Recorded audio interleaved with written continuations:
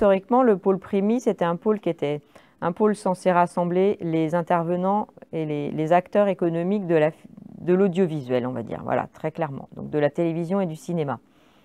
Et puis, petit à petit, sont arrivées toutes les nouvelles technologies qui ont révolutionné la production, hein, donc le numérique, de la création même, de comment on écrit jusqu'à comment on diffuse et sur quels moyens on diffuse. Donc, le réseau s'est repositionné, je pense, les 3 dernières années, là, sur les outils numériques et est devenu un réseau plus technologique. Donc, tous les producteurs ont un peu perdu le sens de ce qu'était ce réseau. Aujourd'hui, je pense que ça me paraît évident de dire que oui, c'est un réseau qui est fait pour des producteurs et des gens qui viennent de l'audiovisuel et du cinéma, parce que c'est un réseau qui structure et qui fédère cet aspect-là. Il y a beaucoup de tournages sur le territoire, il faut les accompagner, il faut structurer ces accueils de tournage parce qu'il y a encore beaucoup de choses à faire.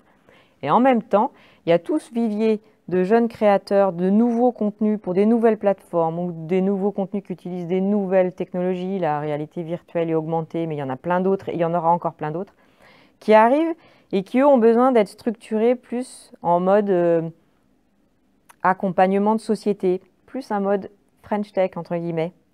Donc ces deux mondes-là, ils sont en train de se morpher, de fusionner. Il faut qu'il y ait quelqu'un qui arrive à dire, bah, voilà, moi je connais tous les intervenants de la région sur l'ensemble de ces filières-là, donc discutons tous ensemble. Et voilà, il faut quelqu'un qui arrive à fédérer ça, être un catalyseur de toutes ces entités-là, de toutes ces sociétés-là, et qui travaillent sur plein de filières différentes aujourd'hui. Alors fédérer, pour vous, ça passe aussi par l'organisation d'événements. Et il y en a un majeur qui est lancé le 5 décembre prochain, c'est 50. Alors 50, c'est un mariage subtil entre le Creative Enterprise Network que nous connaissions et quelques nouveautés. Vous pouvez nous en dire un petit peu plus? Voilà, alors le 50, c'est un forum, hein, qui dure 3 jours. Le lancement a lieu le 5 décembre prochain au World Trade Center à Marseille. Et 2 jours de forum qui le suivent, le 6 et le 7 décembre. Et à la base, oui, effectivement, le Creative Enterprise Network, c'était notre soirée annuelle où on rassemble tous nos adhérents, donc une grosse centaine, hein, plus des gens de la région, plus les milieux économiques avoisinants. Et c'était vraiment notre gros événement. Là, cette année, on s'est dit que ce serait bien d'ouvrir un petit peu sur le champ des possibles et de faire se rencontrer la créativité, la production, le financement et les labos de recherche.